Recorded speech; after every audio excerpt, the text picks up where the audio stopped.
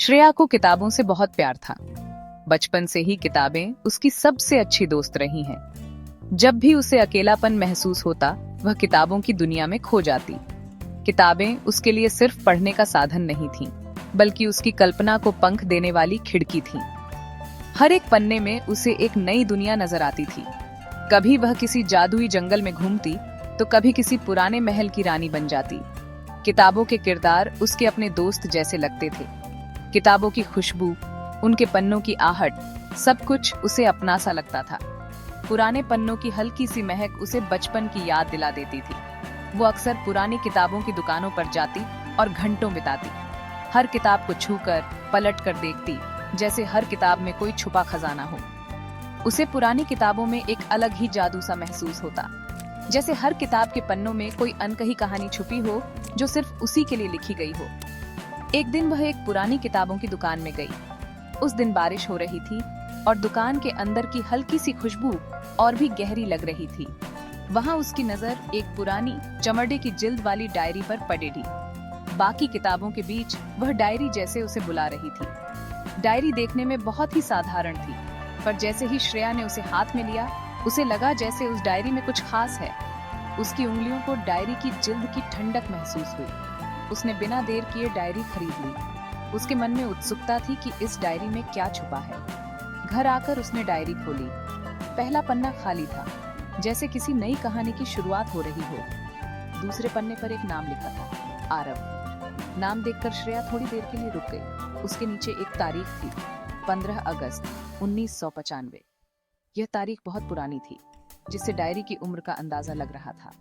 श्रेया समझ गई कि यह डायरी आरव नाम के किसी व्यक्ति की है। उसके मन में कई सवाल उठने लगे। आरव कौन था? उसने क्या लिखा होगा? उसने आगे पढ़ना शुरू किया। हर शब्द में उसे एक अनजानी सी गहराई महसूस हो रही थी। डायरी में आरव ने अपने दिल की सारी बातें लिखी थी। श्रेया को लगा जैसे वह आरव की भावनाओं और यादों से जुड़ती जा रही है, और उसकी अपनी कहानी भी कहीं न कहीं इस डायरी से जुड़ने लगी थी। आरव की डायरी दरअसल प्रेम पत्रों का संग्रह थी। ये डायरी उसके दिल के सबसे गहरे जज्बातों की गवाह थी, जिसमें हर पन्ना उसकी भावनाओं से भीगा हुआ था। ये पत्र आरव ने सिया नाम की एक लड़की को लिखे थे। हर शब्द में उसकी मासूमियत और सच्चे प्यार की झलक मिलती थी। हर एक पत्र में प्यार, इंतजार और एक अनकही दास्तां थी। जैसे जैसे श्रेया पन्ने पलटती गई, उसे एहसास हुआ कि ये सिर्फ शब्द नहीं, बल्कि अधूरी ख्वाहिशों की कहानी है। श्रेया पत्र पढ़ाती गई और आरव और सिया की प्रेम कहानी में खोती गई।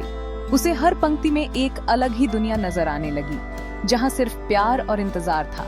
आरव के शब्दों में सिया के लिए एक गहरा प्यार था। उसकी भावनाएं इतनी सच्ची थीं कि पढ़ने वाले का दिल भी पिघल जाए। वो हर पल उसके साथ रहना चाहता था, उसके सपनों में शामिल होना चाहता था। आरव की कल्पनाओं में सिया हमेशा उसके करीब थी, भले ही हकीकत में दूर थी। लेकिन किस्मत को कुछ और ही मंजूर था। समय और हालात ने उनके बीच दीवारें खड़ी कर दी थी। पत्रों से पता चलता था कि आरव और सिया एक दूसरे से बहुत दूर रहते थे। उनके शहर अलग थे और जिंदगी की राहें भी। उनकी मुलाकात कभी कभार ही हो पाती थी। हर मुलाकात के बाद जुदाई का दर्द और भी गहरा हो जाता था। हर पत्र में आरव ने सिया से मिलने की अपनी बेताबी बयां की थी। उसकी बेचैनी हर शब्द में झलकती थी, मानो वो हर बार सिया को अपने पास बुला रहा हो। उसके हर शब्द में सिया के लिए एक गहरा दर्द और एक अधूरी चाहत थी। उसकी आंखों से बहते आंसू भी उन पन्नों पर उतर आए थे। श्रेया आरव के दर्द को महसूस कर सकती थी। उसे लग रहा था जैसे वो खुद भी उस अधूरी मोहब्बत का हिस्सा बन गई हो। उसे ऐसा लग रहा था जैसे वो खुद उस दौर में जी रही हो, जहां हर भावना, हर ख्वाहिश और हर दर्द उसकी अपनी कहानी बन गई हो। दिन बीतते गए और श्रेया आरव की डायरी पढ़ती रही। उसे ऐसा लग रहा था जैसे वो आरव और सिया को जानती हो। उनकी प्रेम कहानी, उनका दर्द, उनकी चाहत, सब कुछ उसे अपना सा लगने लगा था। एक दिन श्रेया को डायरी में एक फूल सूखा हुआ मिला। फूल के नीचे आरव ने लिखा था, सिया, ये फूल तुमने मुझे हमारी पहली मुलाकात में दिया था। इसकी खुशबू आज भी मुझे तुम्हारी याद दिलाती है। श्रेया ने फूल को हाथ में लेकर देखा। फूल पूरी तरह से सूख चुका था, लेकिन उसकी खुशबू अब भी बाकी थी। श्रेया उस फूल को सूंघ सकती थी, वो खुशबू जो शायद आरव और सिया की प्रेम कहानी की गवाह थी। जैसे जैसे श्रेया डायरी के आखिरी पन्नों के करीब पहुंच रही थी, उसके दिल की धड़कनें तेज होती जा रही थीं।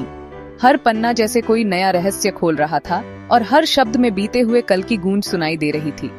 उसके मन में एक अजीब सी बेचैनी होने लगी।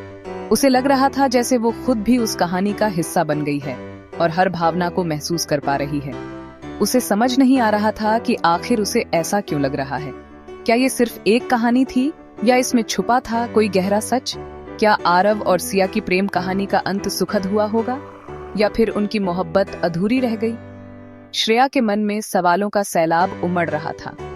आखिरी पत्र में आरव ने लिखा था, सिया, मुझे पता नहीं कि हमारी प्रेम कहानी का क्या अंत होगा, लेकिन तुम्हारे बिना ये जीवन अधूरा सा लगता है। लेकिन मैं ये वादा करता हूँ कि मैं हमेशा तुम्हें प्यार करता रहूंगा। चाहे हालात जैसे भी हों, मेरा दिल सिर्फ तुम्हारा रहेगा। अगर कभी किस्मत ने हमें जुदा भी कर दिया तो भी मेरी आत्मा हमेशा तुम्हारी तलाश में भटकती रहेगी। मेरा प्यार अमर रहेगा, समय और दूरी से परे। अगर कोई अजनबी ये पत्र पढ़े तो उससे मेरा एक निवेदन है कि वो मेरा संदेश मेरी सिया तक पहुंचा दे। शायद यही मेरी आखिरी उम्मीद है। आरव के शब्दों ने श्रेया के दिल को छू लिया। उसकी आंखों में नमी थी और दिल में एक नई जिम्मेदारी का एहसास। उसने फैसला किया कि वो आरव और सिया को ढूंढेगी।